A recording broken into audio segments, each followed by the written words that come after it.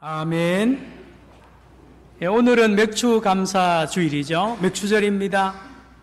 일찍부터 유대인들은 맥주절, 이 77절 오순절이 되면 구약 성경 중에 룻기를 읽었습니다. 우리 기독교도 중세교회 때부터 이 룻기서를 이 맥주절 때 읽어 내려오고 있습니다. 그래서 요즘에 여러분 기독교 방송 여러 설교를 듣거나 보면 룻기를 본문으로 목사님들이 설교를 많이 하는 걸 볼 수 있는 이유가 그런 것입니다. 다시 말씀드리면 저와 여러분이 들고 있는 이 성경책은 우리나라 책이 아닙니다. 그래서 이스라엘 사람들이 경험한 하나님과의 관계성 속에서 경험한 내용입니다. 언어도 물론 히브리어, 신약은 헬라어입니다만은 이 속에는 우리가 알지 못하는 많은 내용들이 있습니다. 성경을 10,000번 읽어도 깨닫지 못하는 내용이 많습니다. 그것은 특별히 문화적인 이런 것은요, 아무리 읽어도 못 깨닫습니다. 그래서 한국식으로 자꾸 이렇게 해석을 하면 잘못하는 거죠. 그래서 교회 지도자는 반드시 신학을 해야 되는 이유가 거기 있습니다. 원래 성경이 말하는 바와 우리가 해석하는 바와 같아야 되고, 여러분이 주일마다 이렇게 설교를 듣는 이유도 바로 거기에서 내가 성경을 바로 알아야 되는 거죠.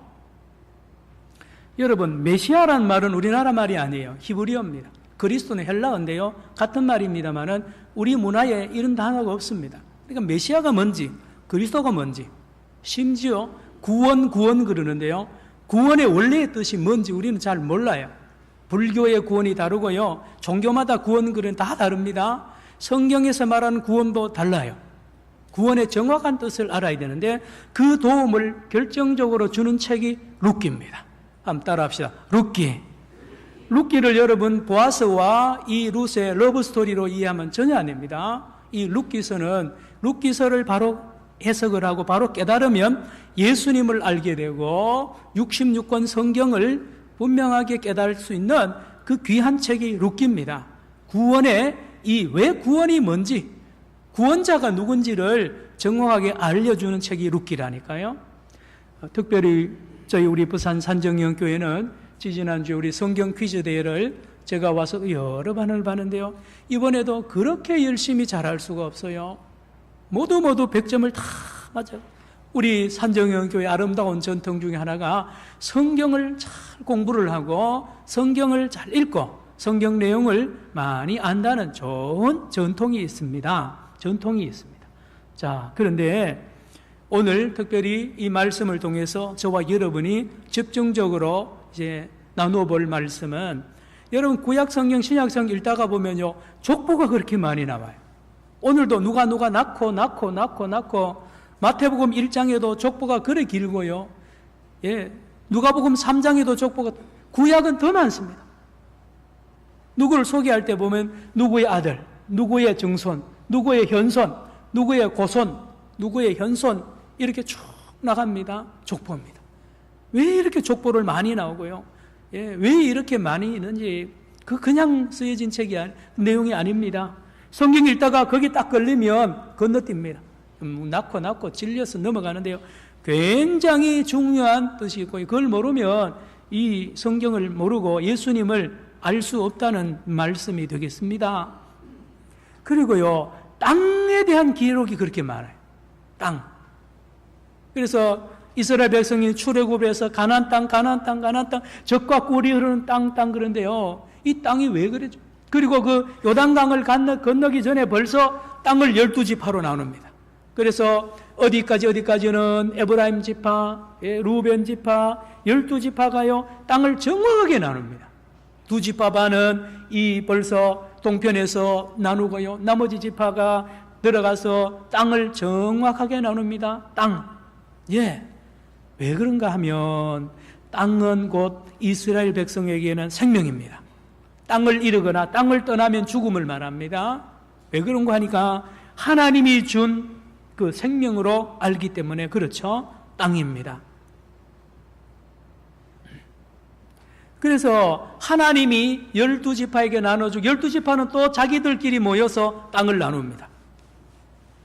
농사 지어본 분 아시고요, 특별히 도시 사는 분도 마찬가지인데요, 여러분 땅 청량할 때 예민합니다. 옆집 경계가 넘거나 하면요, 자기 땅이 조금이라도 먹혀 들어가면 소송도 벌리고 그러잖아요. 땅이 그만큼 중요한, 성경도 마찬가지입니다. 그러다가 사람이 살다가 보면요, 빚을 질 때가 있습니다. 땅을 팔아야 될 때가 있습니다. 다 팔아도 안 돼, 마지막에 땅을 팔아야 돼요. 그러면 땅을 파는 순간부터요, 그 사람의 신분이 떨어집니다. 땅을 팔면 자기 땅이 없기 때문에요, 남의 땅을 소작해야 되는데, 그때부터 이 주인과 소작인의 관계가 되면 상하감, 갑을 관계가 돼가지고요, 이 하루아침에 천대받고 멸시받고요, 조롱받는 이런 단계로 갑니다. 이스라엘이나 우리나라 옛날에는 지금은 똑같죠. 살다가 보면 하나님이 준 그 땅을, 생명 같은 땅을 팔아야 되는 그러한 지경에 갈 수도 있습니다. 성경은 다시 말하는데요, 땅을 생명, 거룩한 곳으로 말합니다. 하나님이 그래서 땅에 절대로 피 흘리면 안 됩니다. 레위 신명기 21장에 보면 21절로 23절, 사람이 범죄하여 나무에 달아 죽이는 그런 이 사형을 하고 나서는 그 사형수가 흘리는 그 피가 땅에 내려가지 않도록, 땅을 적시지 않도록 빨리 시신을 처리하도록 땅을 더럽히지 말라는 말씀이 신명기 21장 23절에 있습니다. 땅은 거룩하니까요. 그리고 땅이 거룩한 땅에는 신발을 벗어야 돼요. 그만큼 땅이 지금도 이스라엘에 가면 이 유대인들이요, 목숨 걸고 데모하는 그 내용 중에 하나가 뭐냐면, 고고학자들이요, 여기에 무슨 유물이 발굴되었거나 발굴될 가능성이 있다고 그래서요, 땅을 팝니다. 그러면 그 유대인들이요, 온 유대인들이 다 달려들어서 거기서 들어눕고요, 데모합니다. 왜? 우리 조상이 물려준 이 땅에 손을 댄다는 거죠. 지금 팔레스타인과 유대인들 사이의 분쟁의 원인도 땅 문제입니다. 땅. 우리 하나님이 준 땅인데 왜 빼앗아가느냐. 서로 그렇게 싸우는 거죠. 땅. 그래서 이스라엘은, 백성은 땅을 절대로 팔지 않고요, 참 하도 안 되면 땅을 파는데요, 참 그렇습니다. 그래서 땅이 없는 사람은요, 어떤 면에 저주받은 사람이에요. 땅이 없으니까. 그래서 성경에 보면 나그네와 행인을 이렇게 많이 묘사하는데요, 나그네와 행인은요, 땅이 없는 사람. 예. 그러니 얼마나 비참합니까? 비참한 거죠. 비참한 겁니다. 그래서 땅을 판 사람은요, 빨리 사야 됩니다. 돈을 열심히 모아서 그 팔았던 땅을 다시 사는 것은 자기의 신분이 원래대로 회복되는 거죠. 그렇죠. 자기뿐만 아니라 자기 가족 전체의 가문의 명예가 회복이 됨과 자유를 얻고요, 기쁨을 얻고 다시 회복되도록 하나님은 말합니다. 그런데 안 될 때가 있어요. 빚이 너무 많거나 갈수록 빚이 더 지면요, 자기 힘으로 이걸 다시 회복 못 시킵니다. 그런데 성경은요, 신비한 법이 하나 있는데 아주 많이 나옵니다. 신구약 성경에 이 법이, 강력한 법이 이 성경에 소개가 되는데요, 그러면 내가 그 밭을, 그 집을, 그 재산을 다시 못 사면 누가 하느냐? 친척이 사야 됩니다. 자기와 가장 가까운 친척, 삼촌이 사야 되고요, 안 되면 오촌도 사야 되고요, 칠촌, 착 해서 촌수를 따져서 전부 순서대로 그 사람의, 그 친척의 팔린 땅을 사서 돌려줘야 됩니다. 예, 이것을 히브리어로 고엘이라 그럽니다. 고엘. 따라합시다. 고엘. 이것을 우리 성경 오늘 본문에도 기업 물을 자 이렇게 번역을 해놨는데요, 히브리어는 두 글자입니다. 고엘. 낱말이 고엘입니다. 왜요? 나의 친척이 땅이나 어떤 땅을 팔아서 이렇게 참 어려움을 당하거나 또 빚이 져서요, 예, 남의 집에 종이 될 수 있습니다. 그럴 때 그 명예를 회복시키기 위하여 친척이 나서게 되는데요, 이 친척 이름을 고엘이라고 말하는 이것이 신명기 25장과 레위기 25장에 자세히 나옵니다. 레위기 25장에는 아주 자세히 나오는데요, 이거는 해도 되고 안 해도 되는 게 아닙니다. 하나님의 명령입니다. 가까운 친척 순서대로 이거를 하지 않으면, 고엘을 역할을 하지 않으면 오늘 읽은 본문대로 전 성에 있는 사람들을 다 불러내고 장로님들하고 전체 불러내서 성문에다가 이것을 거부하는 그 친척을 망신을 시킵니다. 신발을 벗게 만들고요, 얼굴에 침을 뱉습니다.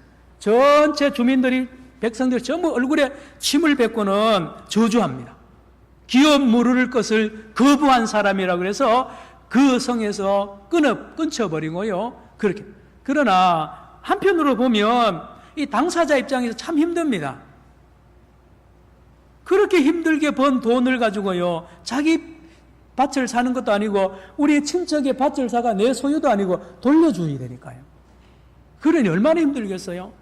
이게 법이 그렇게 성경 안에 가득히 강력하게 있다는 사실을 우리는 알아야 됩니다.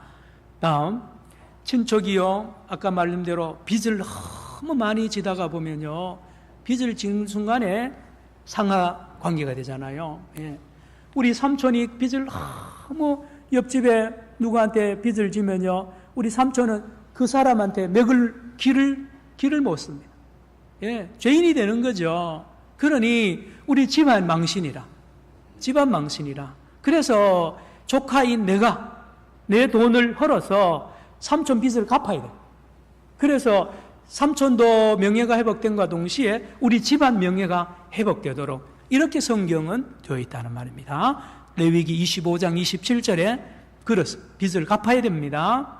그리고 레위기 25장 47절에 보면요, 말씀드린 대로 빚이 너무 많이 지면요, 자기 혼자 평생 일해도, 며칠 전에 전두환 전 대통령 장남 차남이 하루에 얼마 해서 복역했는데 일당으로 치면 250년 일해야 된다나요? 예, 그런 거 있습니다. 빚을 너무 많이 지면요, 그 사람과 그 자녀들 전부 종으로 팔려가야 됩니다.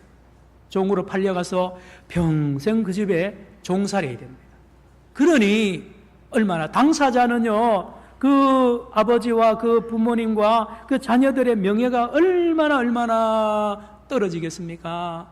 그 사는 그 집에 가서요, 예, 김씨 박씨 그러고요, 어제까지 니네 하다가요, 오늘 갑자기 이 종으로 떨어지면요, 참 얼마나 살기 어렵잖아요. 자기 자신은 그런데요, 자식들까지도 종이 되어 산다니. 그리고 그 친척들이 보면요, 그 집안 망신이라.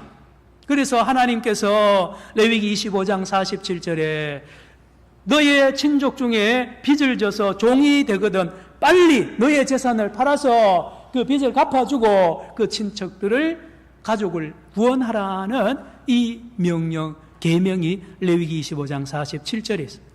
신명기 25장에는요 또 이런 법이 있습니다. 오늘 룻기에 해당이 되는데요, 이 자부를 받는데 자부가요, 이 아들하고 자부들 사이에, 예, 첫째 둘째 며느리를 받는데도 자식을 못 놓는 거예요. 손자가 없는 거예요. 그런데 기다려도 기다려 안 되다가 나중에 다 죽습니다. 엘리멜렉 시아버지도 죽고, 예? 큰아들 둘째 아들 다, 기련과 말론이 다 죽습니다. 애기 아들 안 놓고 죽습니다. 그럼 대가 끊어진다. 우리나라 문화는 그래야 되는데요, 이스라엘의 성경의 문화는 그보다 더 심각합니다. 엘리멜렉과 말론과 기론이라는 이 남자들의 족보가 없어지면, 이름이 없어지면서 함께 물려받았던 땅도 없어집니다. 이래 되면 이 집안이 완전히 폭삭망함과 동시에 이 집안 전체가 우사가 되는 거죠. 그래서 이거를 방지하기 위해서 만든 독특한 법이 하나 있는데 시혼제라고 있습니다. 시혼제라는 뭐냐? 예, 형님이 아들 낳지 못하고 죽으면 동생이 형수와 결혼해서 아들 낳아줘야 됩니다. 이거는 윤리적으로 유교적인 관점에서는 아주 나쁜 죄지만 성경은 이거 하나님의 명령입니다. 그런데요, 이거 동생들 싫어합니다. 그래서 구약성에 유다가 보면, 예, 유다의 아들들이요 형수한테 안 들어가잖아요. 그래서 나중에 심판을 받고 결국은 유다가 며느리하고 이렇게 해서 아들을 낳지 않습니까? 오늘 본문에도 나옵니다.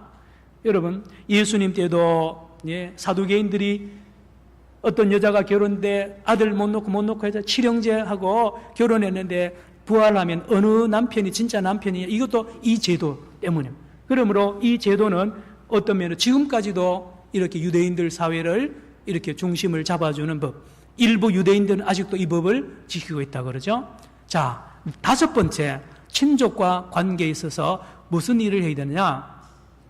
만약에 우리 친척 중에 누가 어떤 사람에게 강도를 당했거나 아니면 재산상 큰 피해를, 사기를 당했거나 아니면 심지어 살해를 당했으면 친척인 내가 가만히 있으면 안 됩니다.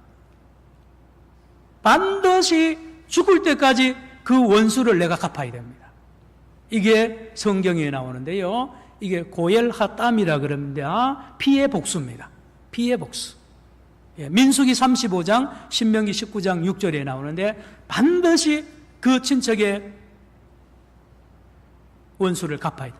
아브라함이 조카 롯이 잡혀가니까요, 당장 잡아가서 구출해 오잖아요. 이것도 이 전통과 관계 있는 것입니다. 자, 어쨌든지요. 자, 이스라엘 백성, 성경에 나오는 모든 사람들은요, 친척들끼리 이렇게 12지파, 지파별로 서로 가족별로 똘똘똘똘 뭉쳐져 있어서 서로의 명예와 서로의 모든 재산과 이런 것을 공유하면서 서로를 회복시켜주는 이런 제도가 성경에 있다는 사실을 우리가 알아야 되는 거죠. 그렇습니다.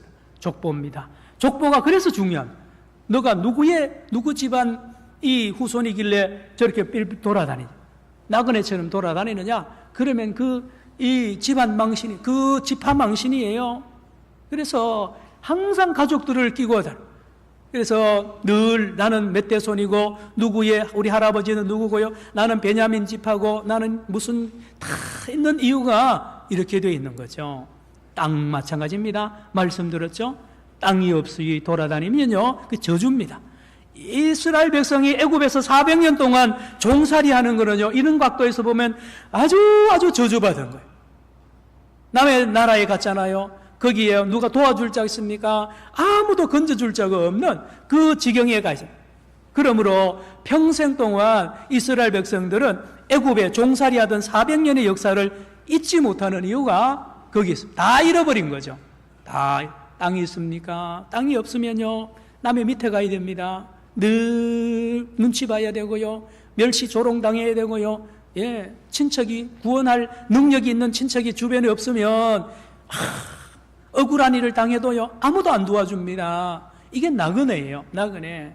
그래서 성경은 이러한 사람을 불쌍하게 보는 이유가 여기 있는 거죠. 자, 그런데 성경 또 하나 법이 있습니다. 따라합시다. 희년. 뭐라고요? 희년. 50년이 되면 누가 친척이 날 안 건져줘도, 날 구원 안 해줘도 자동으로 복귀가 됩니다. 그래서 50년이 되면 50년 전에 팔았던 밭, 50년 전에 팔았던 논, 50년 전에 팔았던 집 다시 내 것이 됩니다. 기가 막힌 법이죠. 그래서 모든 부동산 가격은 50년에게 가까우면 가까울수록 싸지죠. 50년과 멀어질수록 땅값이 비싸지는 이유가 이렇게 되어 있습니다. 희년입니다. 희년은 원래 주인이 자기 것을 다시 찾는 거죠. 그래서 종이 잃었던 사람도 자유인이 되고요, 자기 것을 다시 찾아서 안식을 하게 되고 구원을 또 회복하게 되고요, 자유와 평등과 평화를 찾게 되는 이 놀라운 법이 희년인데, 예수님이 이 땅에 오셔서 첫 번째 취임 설교하시지 않습니까? 이사야 61장 1절로 3절, 예, 주의 성령이 내게 임하셨으니 왜요? 나는 이 희년을 선포하러 오셨다는 거죠. 그래서 갇힌 자, 눌린 자, 억울한 자, 이 모든 이곳에 있는 사람을 내가 건지러 왔다는 것입니다. 다시 원래 자리로 돌려주기 위하여 온 사람이 나라는 것을 예수님이 누가복음 4장의 취임식에서 선포하게 됩니다. 그래서 예수님이 이 땅에 오신 이유가 바로 이 고엘의 역할을 하러 오셨다는 것을 말하면서 AD, BC로 나누는데요, AD가 뭡니까? 아노 도미니, 은혜의 해라는 말은 뭐냐? 희년의 해라는, 예수님이 오셔서 이제는 전부 원래 자리로 돌려주는 그러한 해가 드디어 예수님으로부터 이루어졌다는 뜻으로 AD 서기를 그래서 쓰는 거죠. 그래서 예수님이 중요한 것입니다. 다시 말합니다. 그러므로 성경은 기업 물을 자가 중요하다는 거죠. 기업 물을 자가 그렇게 중요하다. 여러분 친척들 중에 이스라엘 백성들의 친척들 중에 아주 유력한 사람, 돈이 많거나 이런 사람이 옆에 있으면 든든합니다. 예. 제가 자기가 잘못해서 빚을 지거나 밭을 팔아도요, 그 친척이 사주니까요. 그러니 이 기업 물을 자가 이 가족 중에 있다는 것은 굉장한 기쁨이고요. 그 기업 물을 자가 자기의 그 피 같은 재산을 해서 나를 건져주고 우리를 건져주면 그 사람을 이름하여 속량자라 그럽니다. 따라합시다. 속량자. 바로 그분이 나를 빚에서 건져주고 나를 노예에서 종에서 건져주고 나를 구원해. 여기서 속량자라는 말이 나오고 구원이라는 말이 여기서 나오는 것입니다. 성경이 말하는 구원은 여기서부터 시작합니다. 그러므로 룻기를 잘 모르면, 제가 드린 말씀을 잘 모르면 성경이 말하는 구원이 뭔지 몰라요. 불교도 구원이 있고요, 다 구원이 있는데 성경에서 말하는 구원을 이것을 알아요. 여러분 성경을 100독 200독 하는 것도 중요하지만요, 성경의 원래 뜻을 알고 이렇게 해석을 해야지 성경 아무리 많이 읽는다고 깨달아지는 게 아닙니다. 룻기를 알아야 구원이 뭔지를 압니다. 룻기를 알아야 예수님이 누군 줄 알고요, 예수님이 왜 왔는지 압니다. 그것은 바로 예수님은 우리가 잃어버렸던 기쁨, 잃어버렸던 자유, 잃어버렸던 인권, 잃어버렸던 행복, 잃어버렸던 명예를 회복시키러 주님이 오신 겁니다. 그래서 취임식에 그 설교를 하신 거죠. 고엘입니다. 또 한번 따라 합시다. 고엘. 히브리어입니다. 고엘. 기업 물을 짭니다. 행복을 회복시키는 사람, 자유를 회복시키는 사람, 에덴을 회복시키는. 성경을 이렇게 읽어보면 창세기 1장 2장에 보면요, 그렇게 아름답습니다. 산천 처목이 아름답고요, 너무 평화롭고 에덴 동산입니다. 말 그대로 기쁨의 동산인데요, 범죄하는 순간에 낭떠러지로 떨어집니다. 낭떠러지로 떨어져가 만신창이가 되잖아요. 가인과 아벨이 서로 죽이고요, 살인극이 벌어지는가 하면요, 사람들이 그때부터 짐승처럼 됩니다. 되는 대로 살고요, 어둠 속에서 죄의 만신창이가 되어가지고요, 저 지옥 한가운데로 뚝 떨어져가지고요, 인권이 뭡니까?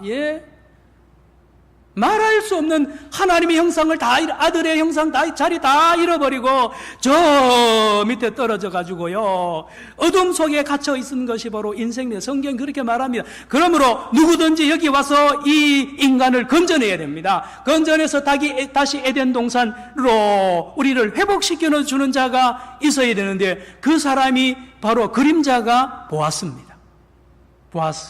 보아스는 누구의 그림자입니까? 예수님의 그림자입니다. 이 엘리멜렉의 집이요, 지금 망가집니다. 엘리멜렉도 죽죠. 말론, 기론 아들 다 죽습니다. 이 집안 폭삭망하는데요, 어떻게 됩니까? 이 보아스가 나타나서 다시 자기 돈을 다 주고 이 집안을 살려내고 아들까지 낳습니다. 오벳까지 낳지 않습니까? 그러므로 이 보아스 때문에요, 이 집안이 살아납니다. 원상복귀가 되고요, 기쁨을 회복하게 됩니다. 또 따라합시다. 나오미. 나오미의 뜻이 나의 기쁨이라는 뜻입니다. 나의 기쁨. 나의 기쁨이 회복되는 거예요. 이 보아스 때문에요, 이 나오미와 이 집안이 다시 기쁨을 찾게 되는데, 고엘되는 보아스 때문입니다. 보아스. 여러분, 아까 말씀드린데요, 여기 우리가 잘 주의해야 될 것은 보아스가 뭐 기쁨으로 그렇지 않습니다. 여러분, 자기 재산을요, 피 같은 재산을, 친척을 살린다는 의미로 그걸 주고 친척 살려내기가 쉽지 않아요. 쉽지 않습니다. 보아스의 헌신입니다. 보아스의 희생이에요. 보아스의 희생.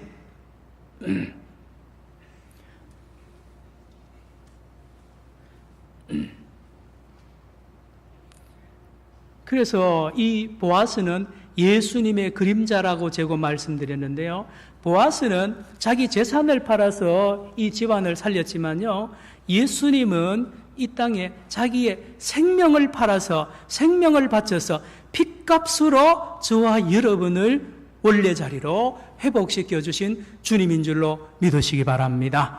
주님.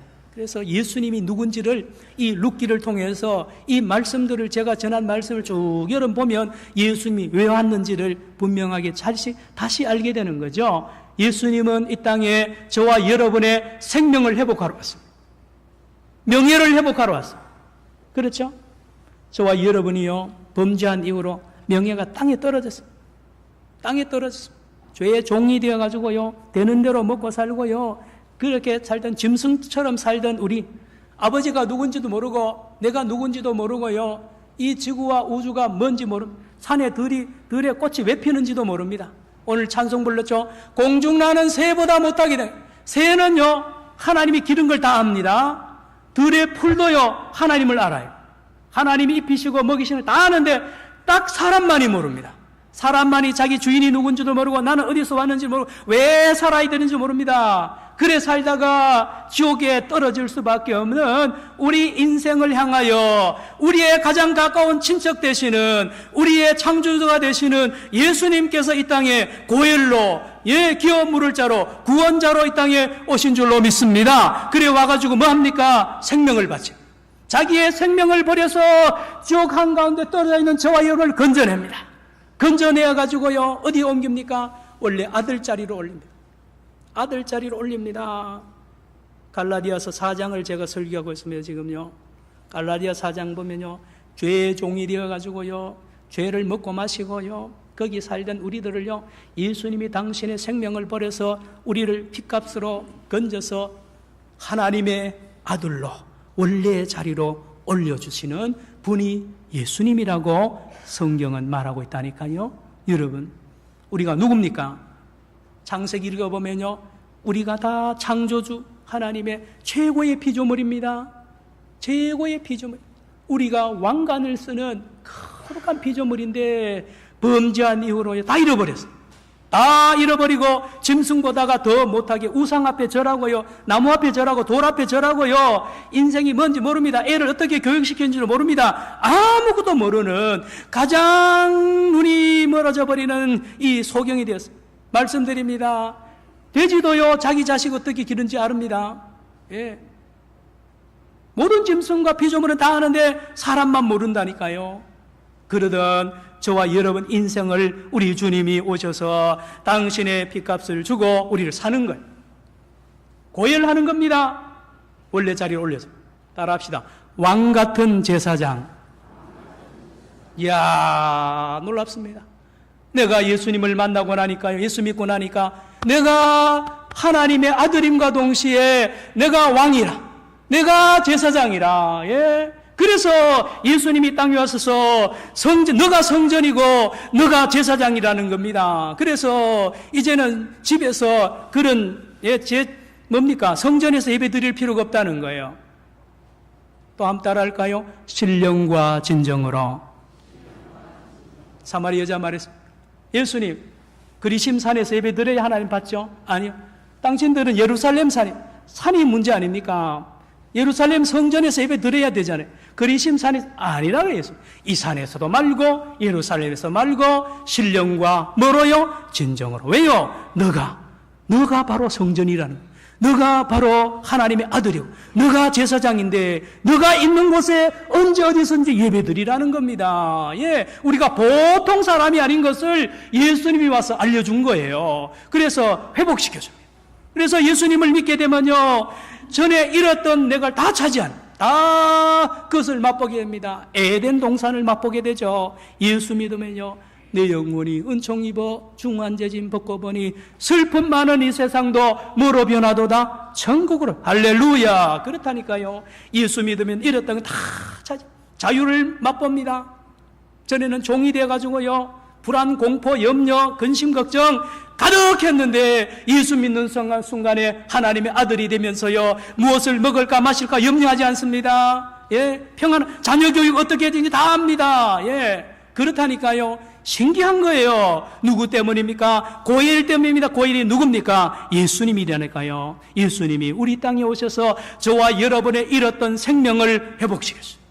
영생을 하나님이 세상을 처럼 사랑하사 독생자를 주셨으니 왜요? 예수님이 와서 우리가 잃어버렸던 뭐를 준다고요? 영생을 주는 것입니다. 자유를 주십니다. 기쁨을 주십니다. 누구 때문입니까? 예수님 때문이죠. 이 예수님의 족보를 거슬러 올라가면 보아스가 있습니다. 오늘 보세요. 본문 4장 족보를 한번 보세요. 18절부터 22절을 보면 여기에 이 제도에 의해서 탄생된 사람 이름 둘이 나오는데 18절에 보세요. 18절에 누구의 이름이 나오죠? 베레스. 베레스는 누가 낳은 아들입니까? 시아버지 유다와 며느리 다말 사이에 난 아들입니다. 그리고 보아스가 낳은 아들이 또 나오는데 오벳입니다. 오벳. 여러분 이 비밀이 영적 비밀이 여기에 있습니다. 누굴 이야기하려고 그런지 아세요? 예수님. 예수님도 이 고엘로 오셨다는 것입니다. 예수님도 저와 여러분을 구원하는 고엘로 오셔가지고 바로 이 보아스가 했던 일을 예수님이 보아스는 그림자요 예수님은 본체인 것을 알려주시기 오신 것입니다. 말씀을 마칩니다. 사랑하는 성도 여러분, 오늘 이 우리 맥주 감사절을 맞이해서 다시 한번 우리가 예수님을 깊이 생각해야 됩니다. 나를 건지시기 위하여, 나를 구원하시기 위하여 당신의 그 생명을 버리시기까지 내가 그만큼 예수님에게 가까운 친척이고 예수님에게 가까운 사람이라는 것을 다시 한번 기억하시면서 예수님의 은혜에 대하여 감사하는 이 귀한 절기를 맞이하는 우리 모두가 되기를 축원합니다. 기도합시다. 하나님 아버지 감사합니다. 오 주님 감사합니다. 죄의 종노릇하며 무엇을 먹을까 마실까 짐승처럼 살 수밖에 없던 우리들을 건지시기 위하여 이 땅에 오셔서 십자가를 지시고 생명을 버리셔서 우리를 원래 자리로 에덴 동산으로 하나님의 나라로 하나님의 아들로 우리를 회복시켜 주시고 왕같은 제사장으로 다시 회복시켜 주셔서 너무너무 감사를 드립니다. 우리 맥주절을 맞이하여 우리 예수님을 다시 한번 기억하며 구원의 감격에 다시 한번 들어가는 거룩한 성도들 다 되게 하여 주옵소서. 예수님의 이름으로 기도드리옵나이다. 아멘.